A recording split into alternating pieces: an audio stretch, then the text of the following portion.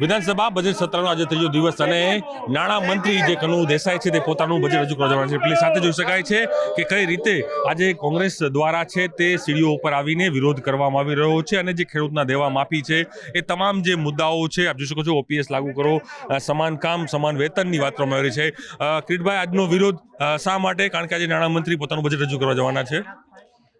જો છેલ્લા 30 વર્ષથી ભારતીય જનતા પાર્ટી દ્વારા બજેટ રજૂ કરવામાં આવે છે.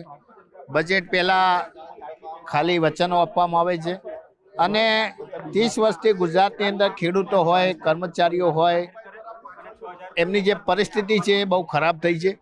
એટલે આજે અમે વિરોધ પ્રદર્શન કર્યું છે કે બજેટ રજૂ થાય તો બજેટની અંદર સરકારે જે વચનો આપ્યા હતા કે ઓલ્ડ પેન્શન યોજના શરૂ કરવાની, સમાન કામ સમાન વેતન, ઘણા લોકો નામદાર સુપ્રીમ કોર્ટની અંદર ગયા છે આ મુદ્દાને લઈ, અને આઉટસોર્સિંગ અને કરાર આધારિત કર્મચારીઓનું શોષણ થઈ રહ્યું છે.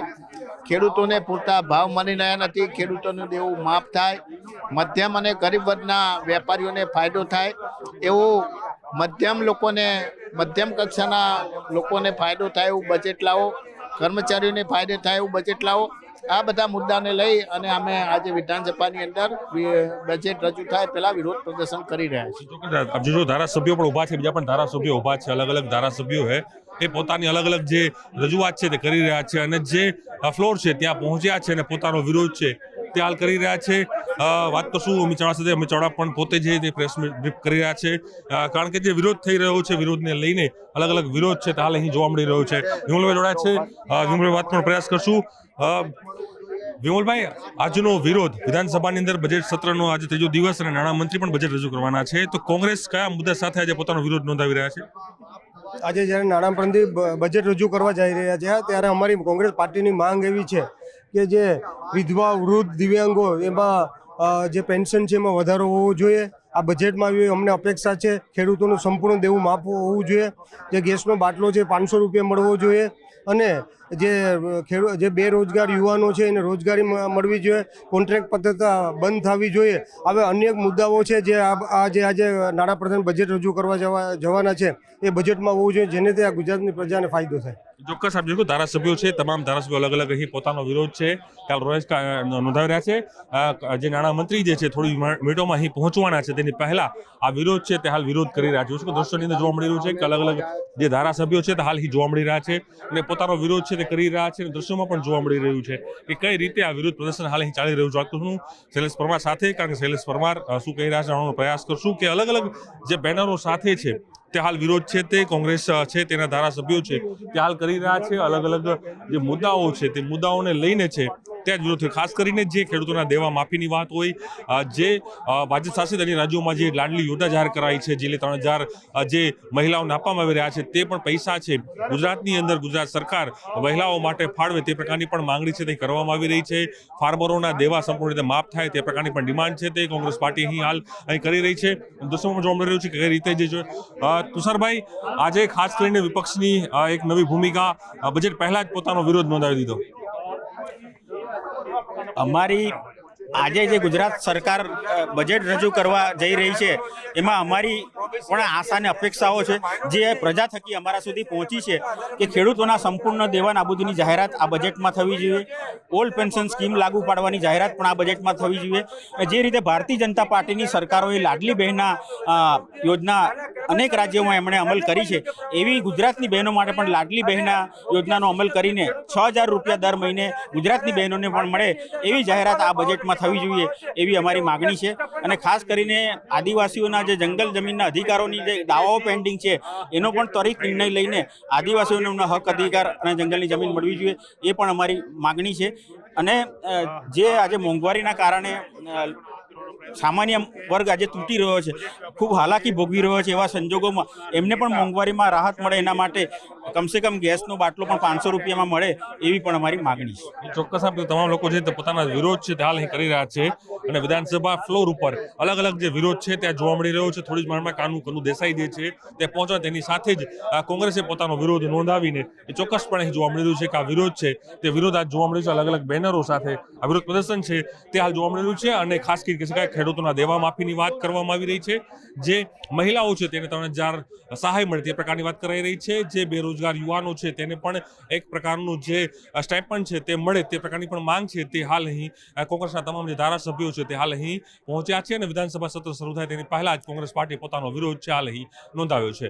અમને આ બજેટમાં એવી અપેક્ષાઓ છે કે ગુજરાતના ખેડૂતોનું દેવું માફ થશે, સાથે સાથે ખેડૂતોને ખેતીવાડી સિંચાઈ માટે ખેતીવાડી વીજળી 24 કલાક મુક્ત આપવામાં આવશે. ઘર વપરાશની વીજળી 300 યુનિટ સુધી ફ્રી આપવામાં આવશે. સાથે સાથે સિંચાઈ હોય, શિક્ષણ હોય, સરકારી વિભાગમાં તમામ જગ્યાએ 11 માસના કરાર આધારિત જેટલા પણ કર્મચારીઓ છે એમને કાયમી કરવાની આજના બજેટમાં જાહેરાત થશે એવી અમને અપેક્ષાઓ છે. સાથે સાથે ગુજરાતમાં જે કુપોષણ છે એના નિવારણ માટે પણ સુચારું આયોજન આજના બજેટમાં કરવામાં આવ્યું હશે.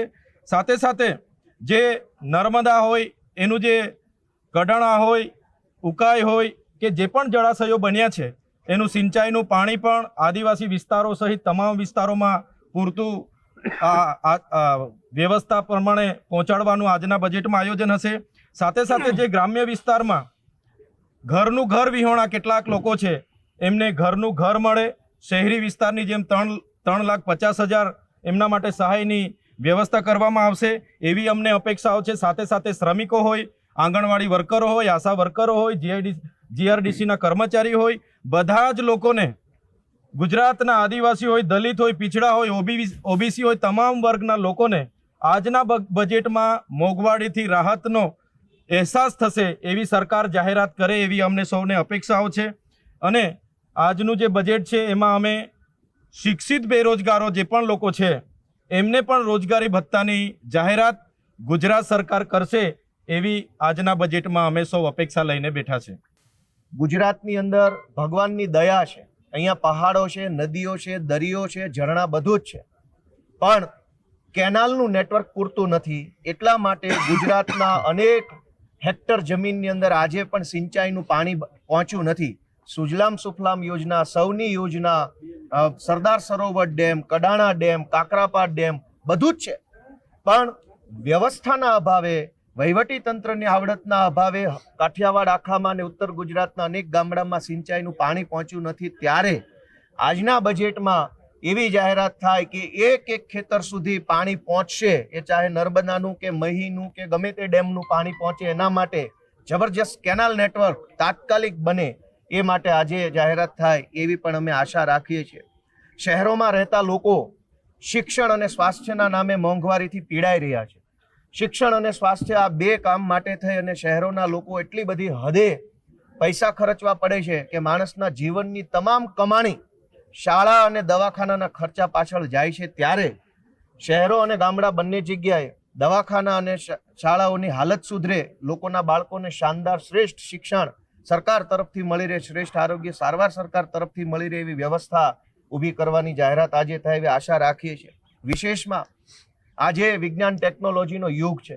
આર્ટિફિશિયલ ઇન્ટેલિજન્સ એટલે કે એઆઈ આખી દુનિયા ઉપર આગળ વધી રહ્યું છે. ત્યારે ગુજરાતમાં એક એઆઈ યુનિવર્સિટી બને અને સાયન્સની અંદર રિસર્ચ કરીને આગળ વધનારા લોકો, સાયબર ક્રાઇમ હોય, સાયબર સિક્યુરિટી હોય, આર્ટિફિશિયલ ઇન્ટેલિજન્સ હોય, જીનોમ સાયન્સ હોય, આ બધાની અંદર આપણા ગુજરાતના બાળકો, સેમિકન્ડક્ટરની બાબત હોય, આ બધાની અંદર આપણા બાળકો સાયન્સ ટેકનોલોજીમાં આગળ વધે એના માટે એક યુનિવર્સિટી બને એવી પણ આજે અમારી લાગણી છે. અને આ સિવાય ગુજરાતના ગામડાઓમાં રહેતા જમીન વિહોણા લોકો, આદિવાસી, દલિત, ઓબીસી અને રિટાયર્ડ આર્મીમેનો, એમને સરકાર તરફથી જમીન વિહોણા હોવાના કારણે જે જમીનો મળવા પાત્ર છે, આદિવાસી સમાજના વન અધિકાર અધિનિયમ અંતર્ગત જમીન મેળવવાનો અધિકાર છે.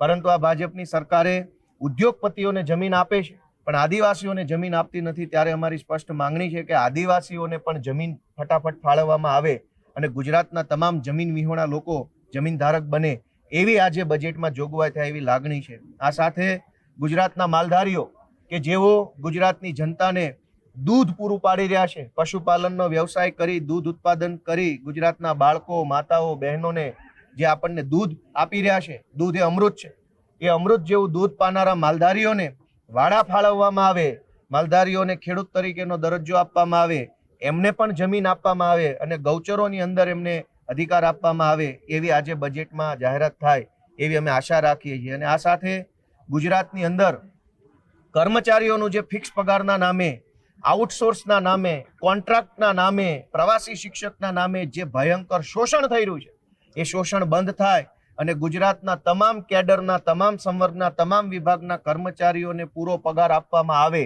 એવી જાહેરાત આજે બજેટમાં થાય એવી અમે આશા રાખીએ છીએ. અને સૌથી છેલ્લી વાત કે ગામડાઓમાં સુવિધા ન હોવાના કારણે આજ આખા ગુજરાતના ગામડાના લોકો ગામડું છોડી શહેરોમાં સ્થળાંતર કરવા મજબૂર બન્યા છે.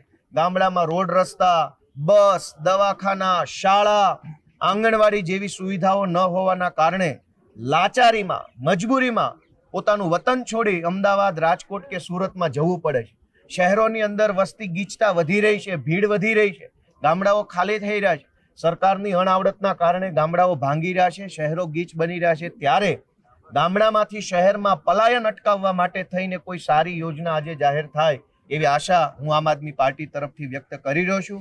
ગુજરાત પણ વિકસિત ગુજરાતના લીડ સાથે આગળ વધે, જન જનની સુખાકારી, જન જન માટે દરેકને ગૌરવવંતું જીવન જીવવા માટે અને દરેકનો ખ્યાલ રાખીને, છેવાડાના માણસનું ધ્યાન રાખી અને માન્ય કનુભાઈએ, હું વિશ્વાસ છે મને કે કનુભાઈ ખૂબ સારી રીતે જન સુખાકારીનું ધ્યાનમાં રાખીને આ બજેટ રજૂ કરશે અને વિકસિત ભારત માટે, વિકસિત ગુજરાતને પણ પ્રોત્સાહિત કરતું, એને આગળ લઈ જતું બજેટ, એનો વધુ ને વધુ મજબૂત પાયો કરતું બજેટ હશે.